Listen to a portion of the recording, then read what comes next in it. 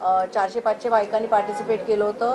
Lucky ड्रॉमध्ये 100 बायकांना घरघंट्या दिल्यात आणि ज्यांना मिळालं नाही त्यांना मला असं वाटतं टिफिन दिले. त्यांना टिफिन मिळाले, म्हणजे प्रत्येकाला काही ना काहीतरी छोटीशी भेटवस्तू मिळाली. हो, तसे मी बोलले वेगवेगळे उपक्रम लाभले. मला एक त्याचा व्हिडिओ आला होता. लोकांनी सांगितलं त्यांचा वाढदिवस दररोज साजरा करा. म्हणजे लोकांचे किती हाल होत आहेत ते तुम्ही बघा की पेट्रोल 100च्या वरती गेलं. ज्या इश्यूसाठी बीजेपी रस्त्यावर येऊन आंदोलन करत होती 12 वर्षापूर्वी, त्याच्याबद्दल कोणी चक्कार शब्द बोलायला तयार नाहीये. मला तर आता एक नवीन तुम्हाला सांगायचंय की माझ्याकडे काल आमचे एक दादाचे ज्वेलर आले होते शुभेच्छा द्यायला. कोकणात राहतो, मराठी आहे. त्यांनी सांगितलं चिपी एअरपोर्ट बंद झालंय, तुम्ही कोणीच याच्यावर आवाज उठवत नाही, चॅनलवाले काय करताय तुम्ही सगळे. एवढे कोटी आणि आपल्या सगळ्यांच्या टॅक्सचे पैसे खर्च करून 12 वर्ष मी आता काढायला सांगितलंय की 2012 पासून मोदी साहेब आल्यापासून किती नवीन एअरपोर्ट झाले आणि त्यातले किती बंद झाले. एक एअरपोर्ट बांधायचं असेल तर साधारण, मला एवढं नॉलेज नाही पण तुम्ही सांगा, 40 ते 50 हजार कोटी खर्च येतो जमिनीपासून. आता इथे नवी मुंबईला एअरपोर्ट झालाय, आता परत पुरंदरला एअरपोर्ट करतायत, पुण्याला एअरपोर्ट आहे. एवढी हवाई दळणवळण कुठे चालू आहे. म्हणजे एअरपोर्ट 50,000 कोटी खर्च करून बांधायचे, 1-2 विमानं उतरवायचे आणि बंद करायचे. बरं, तो मला सांगतोय की आम्ही चिप्पीचा एअरपोर्ट, सगळी विमानं फुल जात आहेत. म्हणजे असं नाही की तिथे विमानं जात नाहीत किंवा रिकामी जात आहेत, पण तरी सुद्धा बांधला बंद केला कारण गोव्याचं टुरिझमचे लोक कमी झाले.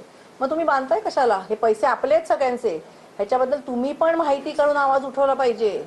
ती तुमची जबाबदारी आहे की सरकार आपले पैसे कुठे खर्च करतंय चुकीचे. आता पुरंदरचे शेतकरी विरोध करतायत, ते साहेबांना येऊन भेटणार आहेत. त्यांची कसती जमीन आहे जिथे शेती होतीये, जिथे सगळ्यांनी भात लावलाय, वेगवेगळं धान्य लावलंय, आणि ती जमीन तुम्ही जबरदस्तीने विकत घेताय. त्यांना द्यायची नाहीये, त्यांना नोटिसा पाठवल्यात. त्यांनी हरित लवादाकडे ऍप्लिकेशन केलंय. हरित लवाद काय सगळंच त्यांच्या हातात आहे ना. आता सुप्रीम कोर्टापासून खालपर्यंत सगळंच त्यांच्या हातात आहे. तुम्ही कुठेही जा, तुम्हाला कुठेही न्याय मिळत नाहीये. सो त्यासोबत वृक्ष वाटप देखील मोठ्या प्रमाणावरती झालं. तर दुसऱ्या बाजूला मुंबईमध्ये वृक्षतोड देखील मोठ्या प्रमाणावरती होत आहे. तर काल साहेबांच्या वाढदिवसानिमित्त वृक्ष वाटप मोठ्या प्रमाणावरती झालंय. पण कसं आहे माहितीये ना, ही झाडं वाढायला 100 वर्ष लागतात. आम्ही लावू झाडं, पण तुम्ही जी झाडं तोडताय ती 100-200 वर्ष जुनी आहेत. तुम्ही शिवाजी पार्कची झाडं बघा, त्याचे एवढे बुंदे आहेत. तुम्हाला जो सगळ्यांना, आम्हाला आणि त्यांना पण, जो सगळ्यांना ऑक्सिजन लागतो ना, तो त्या झाडाकडनं येतो. आता हे जे आपण हुश करतोय ना, हे त्या झाडांमुळे उन्हाळा वाढलाय, पावसाळा डिले झालाय, खाली पाण्याची लेवल एकदम तळाला गेली आहे. कोणाला काही पडलेली नाहीये. आम्हाला आमचे पैसे घ्यायचेत, जायचे. मुलं सगळी फॉरेनला जाऊन सेटल झालेली आहे. तुम्ही मारा इकडे सगळे. पेट्रोलचा विषय मांडला, एअरपोर्टचा विषय मांडला, सरकार काय करतं समजलं. सरकार ऑपरेशन टायगरमध्ये व्यस्त असं वाटतं का. त्यांना तेवढंच करायचंय. दुसरे पक्ष फोडायचे त्यापेक्षा तुम्ही तुमची मुलं मोठी करा ना.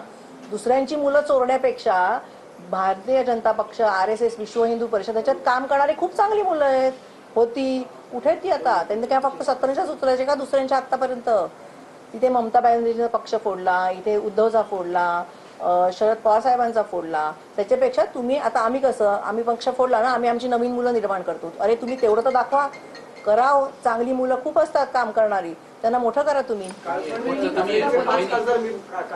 उद्धव ठाकरेंचे 5 खासदार बैठकीला नव्हते, 9 पैकी. कसं असतं, प्रत्येकाला, कोणी मराठवाड्यात असतो, प्रत्येकाला घरी कार्यक्रम असतात, प्रत्येकाच्या घरी काहीतरी असू शकतं.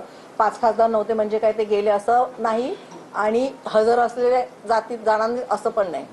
म्हणजे मला खूप अनुभव आहे. माझे पक्षातले लोक जाणार असताना मी समजा फोन केला, वहिनी नाही इकडेच आहे मी, असं म्हणून दुसऱ्या वेळेत दुसऱ्या मिनिटाला चॅनलवर असतो. कळलं का. मोठे मोठे पक्ष फोडले जातात. परत होते, मला काही पाहायचं नाहीये. मला असं म्हणणं आहे की तुम्ही एवढे शक्तिशाली 12 वर्ष सत्तेत आहात ना, तुम्ही तुमचे कार्यकर्ते, आमदार, खासदार तुम्ही निर्माण करा. तेवढी तर दाखवा. भारताची वाट लावली आहे, भारताच्या इकॉनॉमीची वाट लावली आहे, महागाईची वाट लावली आहे. निदान तुमच्या पक्षाचे कार्यकर्त्यांना तरी मोठं करा. एअरपोर्टचा उल्लेख केला, चिपी विमानतळाचा, पण मुंबई एअरपोर्ट आहे, नवी मुंबई एअरपोर्ट आहे, तिसरं एअरपोर्ट देखील मुंबईच्या आजूबाजूला बनलं. पुरंदर मी बोलली, आता तुम्ही ऐकलं नाही. पालघरला वाढवण बोलली ना. हे परत हा मोठा स्कॅम आहे. आपल्या टॅक्सवरच्या पैशातनं एक एअरपोर्ट बांधायचं नाही, 40 ते 50,000 कोटी रुपये खर्च होतो, आणि तो बांधला की तो किती चालतोय, किती चालायला हवाय, किती एअरपोर्ट बंद झालेत. आत्ताच तुम्ही यायच्या आधी मला माहिती नव्हतं तुमचे चॅनल्स आहेत म्हणून, मी आत्ताच विचारायला सांगितलं की 2012ला मोदी सरकार आल्यापासून किती नवीन एअरपोर्ट बांधली. मला तर कोणती सांगितलं UP बिहारची पण 7 एअरपोर्टपैकी 5 बंद आहेत. अरे 5 बंद आहेत म्हणजे 50.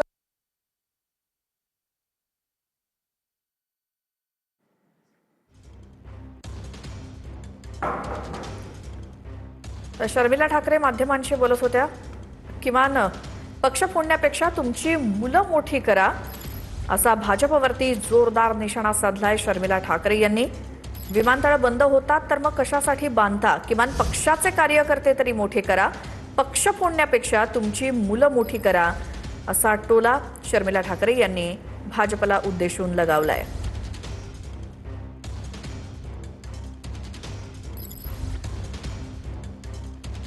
विमानतळ बंद होतात मग कशासाठी बांधता? पक्ष फोडण्यापेक्षा तुमची मुलं मोठी करा.